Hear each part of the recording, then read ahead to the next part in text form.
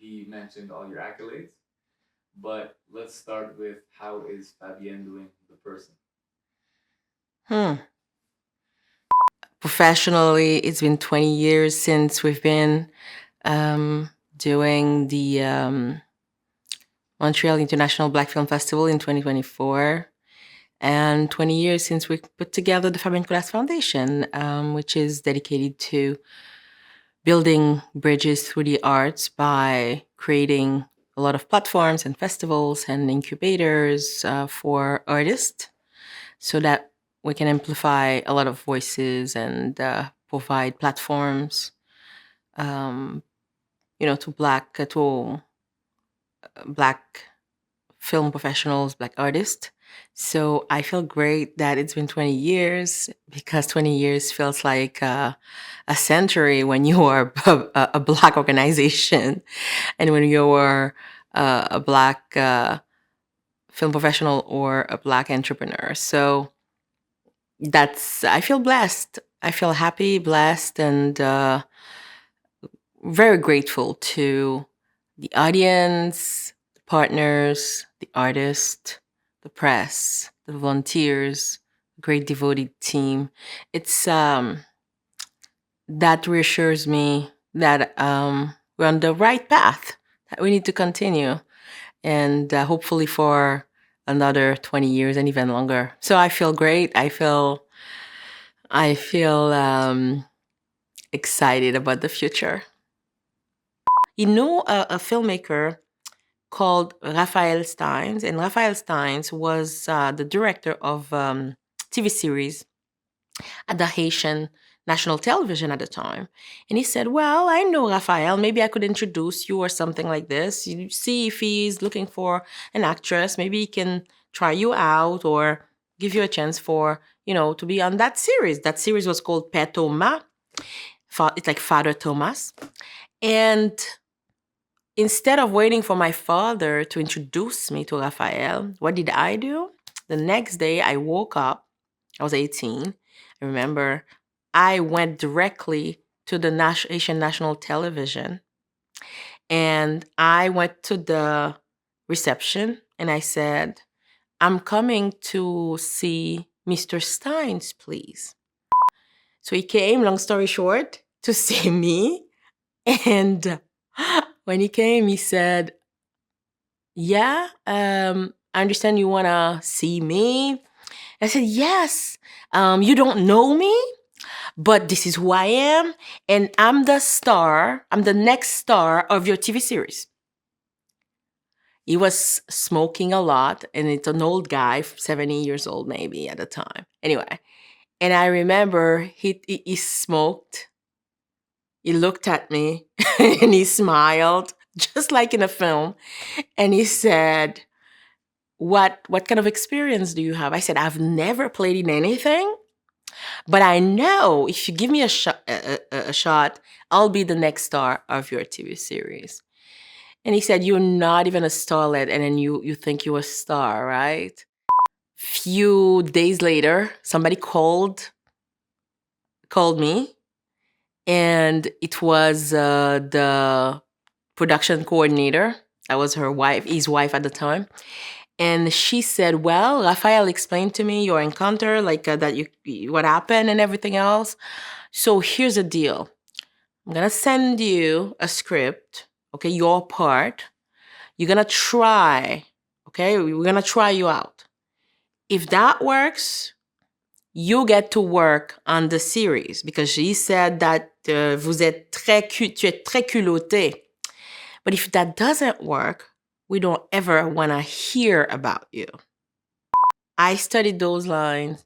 I went to that tryout and I stayed on the show for about 1 year or 1 year and a half. And at the end, I wanted to move on. I wanted to do something else. And I think the show ended very quickly after as well. And Raphael was to do to adapt a novel called Bukina Paradis.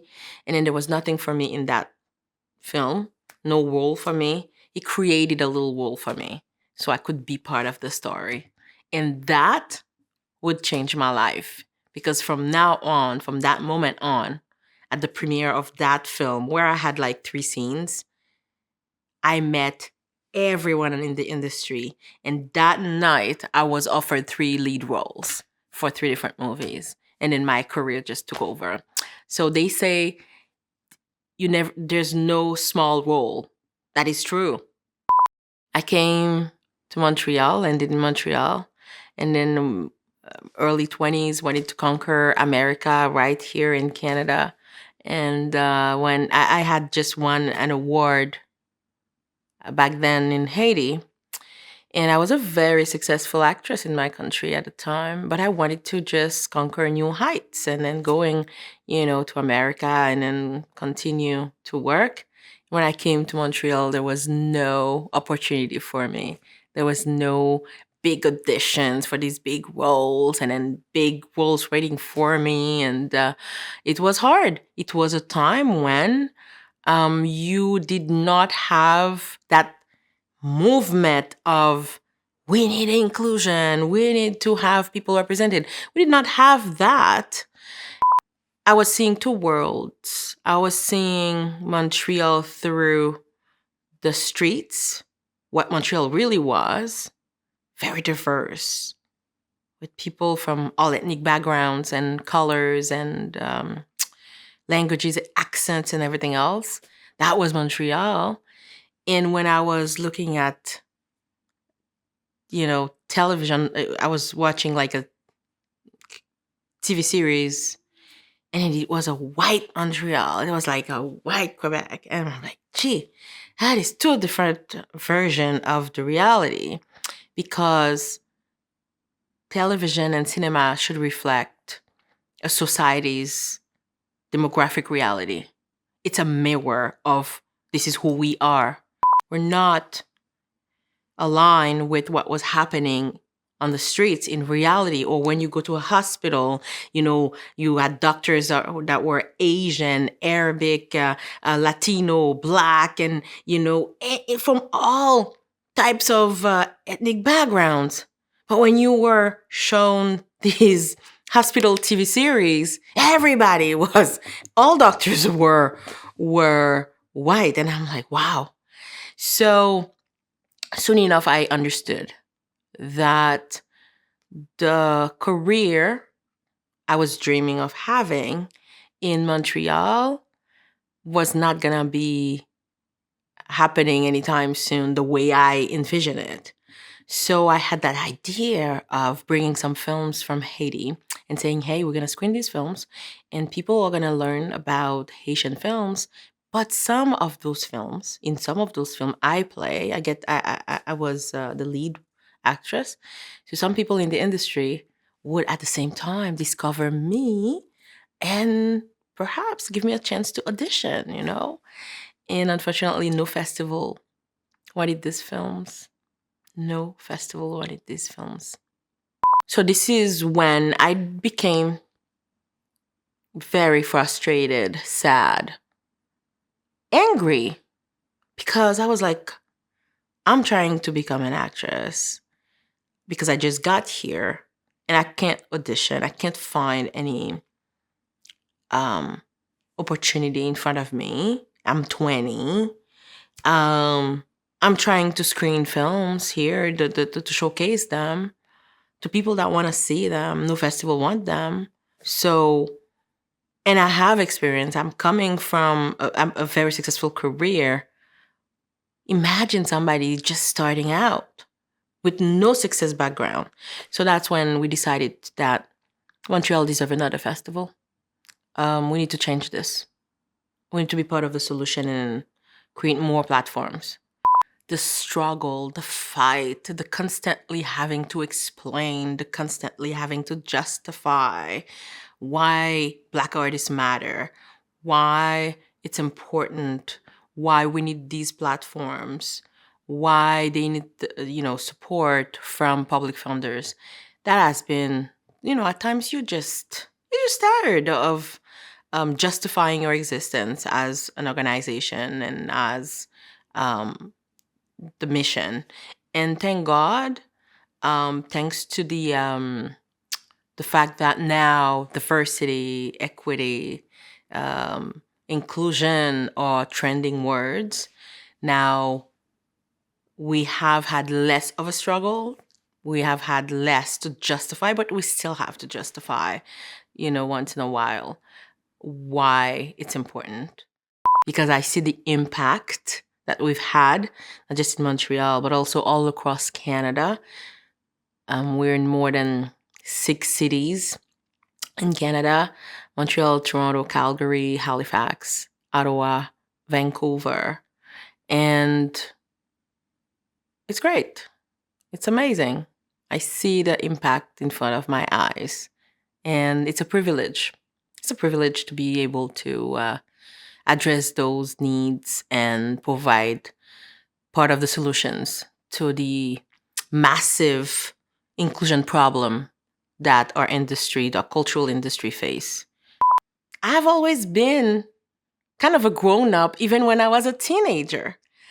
And I remember my father liked to have me at a very young age. I was like 14, 13, whatever. With him alongside all his adult friends to talk about politics, to talk about so many things. So, and it was okay for me to step in the conversation and then comment or ask questions or anything else. My mom had a different point of view. My mom was like, no, no, no. When adults are talking, kids are playing elsewhere. So this is not conversation for you. So it's two different approaches.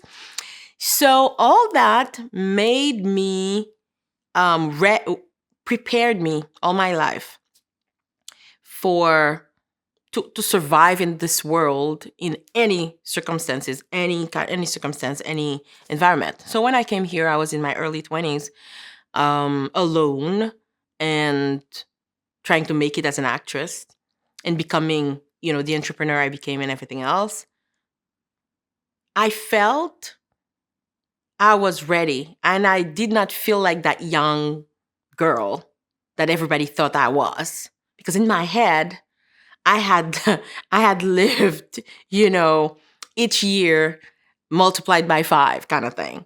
So I felt like I was old enough and mature enough and to just tackle anything. We all do have that confidence. I believe when we grow up, the older we get, we tend to be more careful. We tend to be like, what are other people gonna say if I do that move? What are they gonna say if I start singing?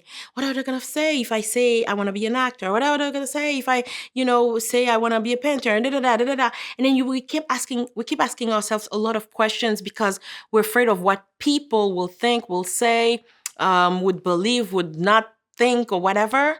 And when we are so young, the younger we are, the less we care about what people really think.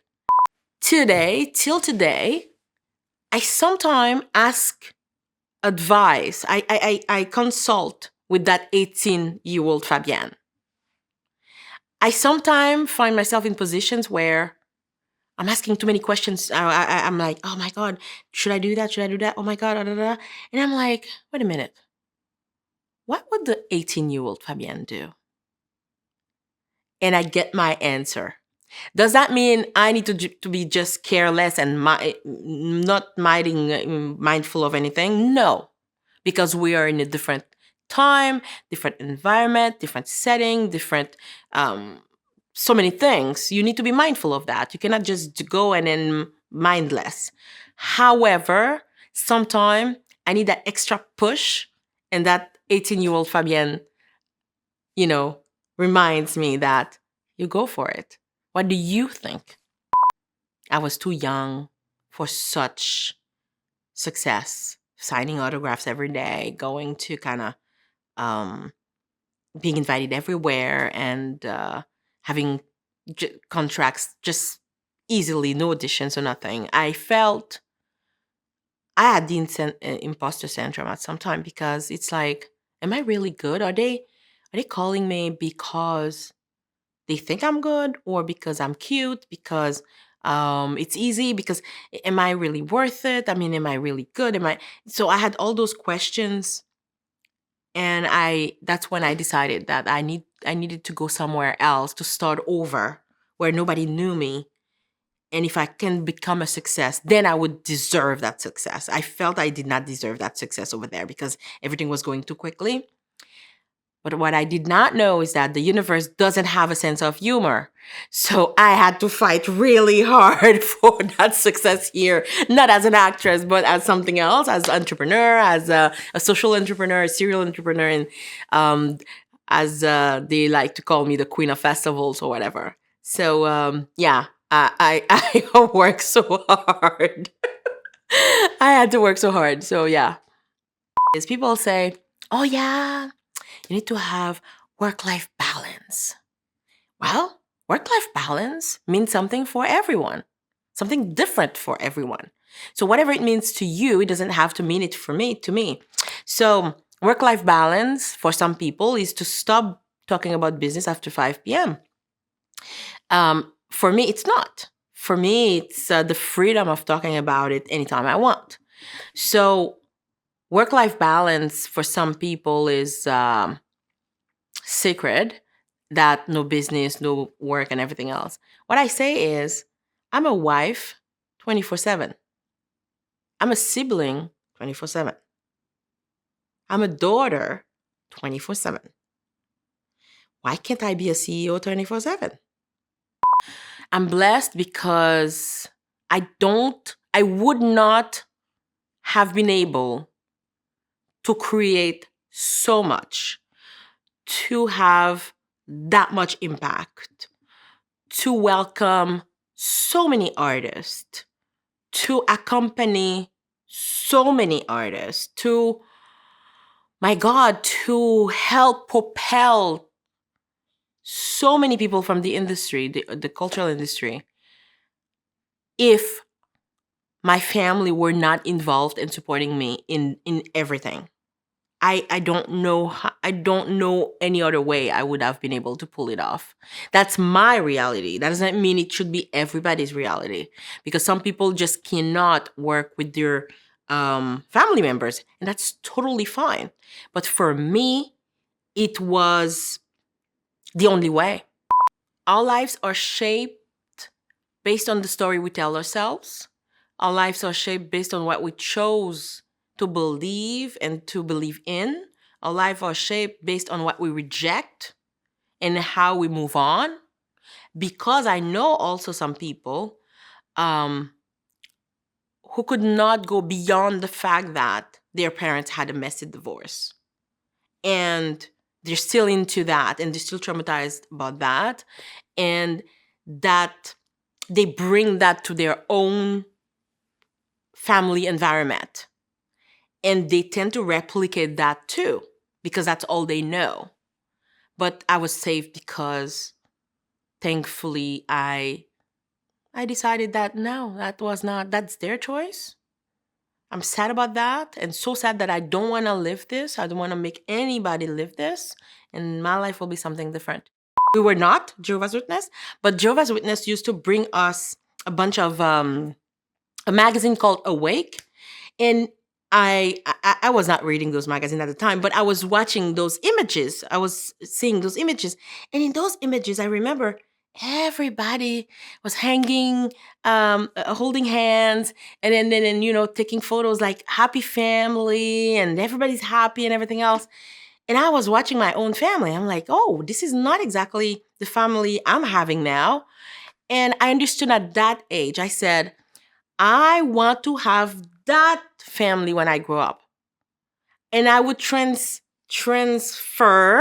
my little self as those women in the films, in this magazine, having the perfect family life. And at 7 years old, I decided my life will be that fairy tale, to shape my ideas, to put them on paper, and then to kind of think about them, because then I don't have to entertain somebody else in front of me. I don't have to make sure that I ask questions, or I'm answering questions or being interrogated or whatever. So it's just nothing is happening. I'm here, feel good, I'm in peace with myself. I'm watching my environment. People going, people leaving, so many things happening, and I'm just zen, and I have my notebook, and I'm thinking. Those are times that I value a lot. But we don't take enough time to be with ourselves, with nobody else around, in a different environment, and just sit down with a coffee or with tea. It's nice to take yourself out for a date. Just you and you there. That propelled me to new heights because magic happens. At first, it might feel weird because it's like, okay, what am I gonna do? I'm alone here. I feel odd. I mean, whatever. No, you're not here to try to attract anybody. You're not here to try to talk to nobody. You're here because you're just trying to discover yourself, your mind. I feel good. I feel great. I feel like I told you too much.